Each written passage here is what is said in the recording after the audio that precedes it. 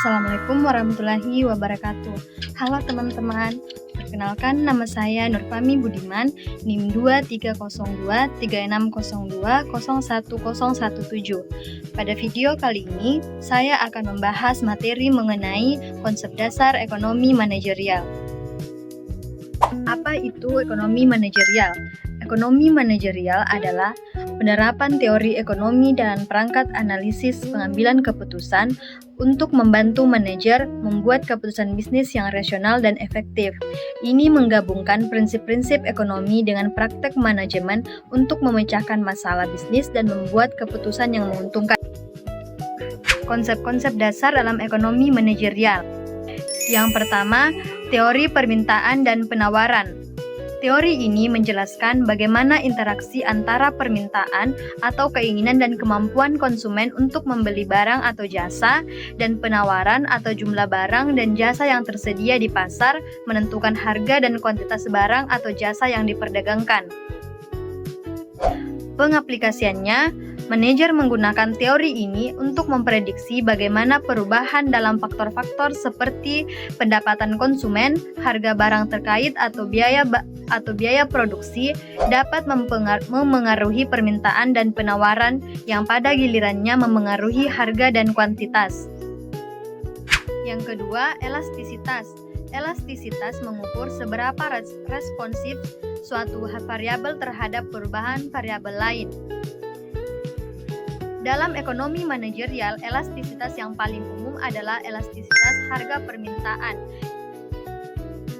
Adapun pengaplikasiannya yaitu manajer menggunakan elastisitas untuk menentukan strategi penetapan harga yang optimal.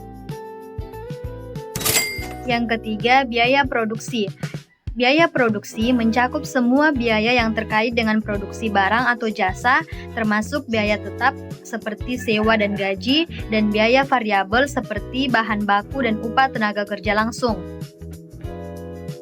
Pengaplikasiannya, manajer harus memahami struktur biaya produksi untuk membuat keputusan tentang tingkat produksi yang optimal, teknologi yang digunakan, dan penetapan harga. Yang ketiga, struktur pasar. Struktur pasar mengacu pada karakteristik pasar yang memengaruhi perilaku dan kinerja perusahaan di pasar tersebut. Struktur pasar utama meliputi persaingan sempurna, monopoli, oligopoli, dan persaingan monopolistik. Yang kelima, teori permainan atau game teori. Teori permainan adalah alat analisis yang digunakan untuk memahami bagaimana perusahaan membuat keputusan strategis ketika hasil keputusan mereka bergantung pada keputusan perusahaan lain. Pengaplikasiannya yaitu manajer menggunakan teori permainan untuk memprediksi perilaku pesaing, merumuskan strategi penetapan harga, menentukan strategi investasi, dan membuat keputusan tentang merger dan akuisisi. Yang keenam, nilai waktu uang atau time value of money. Nilai waktu uang adalah konsep bahwa uang yang diterima hari ini lebih berharga daripada uang yang akan diterima di masa depan. Karena uang hari ini dapat diinvestasikan dan menghasilkan pendapatan. Pengaplikasiannya yaitu manajer menggunakan konsep ini untuk mengevaluasi investasi modal, menentukan nilai sekarang dari arus kas masa depan, dan membuat keputusan tentang pendanaan. Itulah materi dari saya, semoga teman-teman suka dan terima kasih.